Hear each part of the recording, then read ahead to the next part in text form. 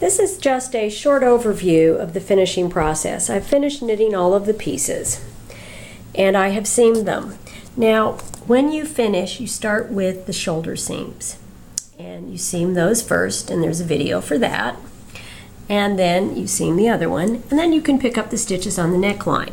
Now I want you to get a close-up of this neckline. What I've done is I've picked up stitches and then worked one row of purl stitches and then bound off, and that gives this little edging. Now also notice that how I've picked up the stitches along here, and there is a video for this that describes how to pick up stitches. For an edge that is bound off, you pick up one stitch for every stitch you've bound off, and where you pick that up is in the stitch below the bound off edge. And if you do it properly, you're going to get this nice curved edge. The same is true for the armholes. If you remember, we've bound off stitches for the armholes and then done a series of decreases. Now the decreases on this run all the way from the armhole up to the shoulder, and the reason for that is so that this armhole goes in a bit rather than goes straight up. I prefer that look for a sleeveless top. Now you can see the front is shorter than the back, and that we have this little edge stitch that BJ's Cast On has provided.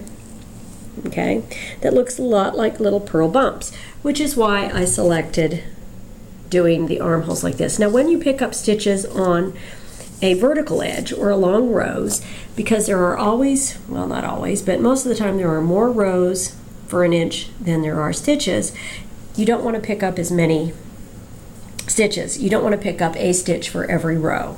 So the ratio I used for this is for every 4 rows I picked up 3 stitches. And you can look in the specific video for that. Now I'm going to flip this guy over so we can see the back. And actually you could wear this the other way if you wanted. And the back is lower. I've got those short rows. You could wear it reversed if you want.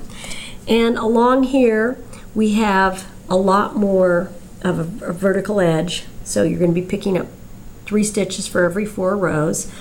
And we're going to pick up along the curve every bound off stitch. Now to seam the side we use the mattress stitch, and there is a video for that as well. Now when you've done that, you can weave in all of the yarn tails, and to weave in the yarn tails, because this is a seamed piece, you can just weave them into the selvages. And again, you can't even see, I've got the inside here, you can't see that I've used a different yarn to do the seaming on this, because sparkles and mohair, not that easy to seam with. And that's what this is going to look like when it's all done.